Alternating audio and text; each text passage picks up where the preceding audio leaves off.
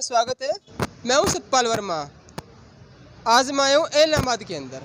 जानूंगा हाल इलाहाबाद के उपचुनाव में किसका डंका बजेगा यहाँ पर।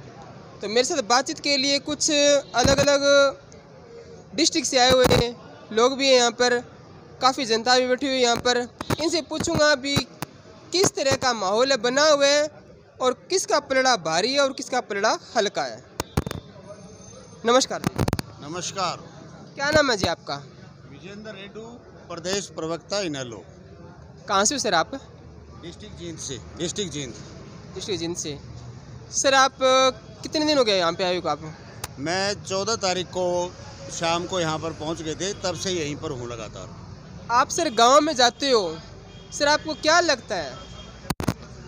देखिए, मैं कई गाँव में घुमा हूँ। यहाँ पर हर गाँव में जिस प्रकार से अभय सिंह जी चौटाला, ओम प्रकाश चौटाला और ताऊ देवीलाल जी के भगत इस गांव में हैं, उनको देख कर के मुझे ये लगता है कि 100% यहाँ पर एक तरफा अभय सिंह चौटाला जी की भारी मतों से जीत है।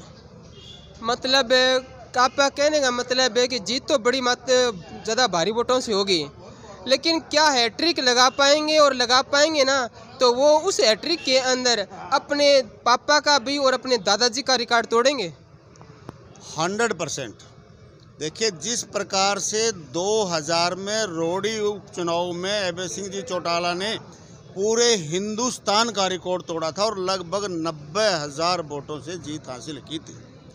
इसी प्रकार से जब 2019 में चुनाव हुआ और पार्टी की कहीं ना कहीं विपरीत परिस्थितियां होती थी, उस टाइम भी अभय सिंह जी ने इलाहाबाद हल्के के लोगों से इतना ज़बरदस्त आशीर्वाद प्राप्त हुआ था कि ये 12,000 वोटों से जीत हासिल की थी यहाँ से।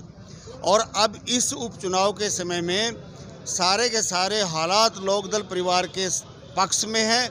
और जिस प्रकार से भारतीय जनता पार्टी की इस गठबंधन सरकार ने किसानों को परेशान कर रखा है, देश का अन्नदाता बॉर्डर के ऊपर बैठा हुआ है, दिन रात गर्मी सर्दी में भूख और प्यास से तड़फ रहा है, अपने परिवारों को छोड़ करके एक बहुत बड़ा संघर्ष और तपस्या कर रहा है और अपना जो है ना फसल नहीं वो संभाल पा रहा है। तो इन सारे के सारा जो कारण बन गए हैं, जो इन कारणों के कारण अभय सिंह चौटाला सभी के रिकॉर्ड तोड़ते हुए एक नया कीर्तिमान स्थापित करना जा रहे हैं। सर आप गांव में गए थे तो उसमें कांग्रेस के बारे में लोगों ने क्या क्या बातें कही थी? कांग्रेस के बारे में मैं क्या बताऊं सतपाल जी आपको। कांग्रेस का तो बिल्कुल ही जन आधार ख़त्म हो चुका है।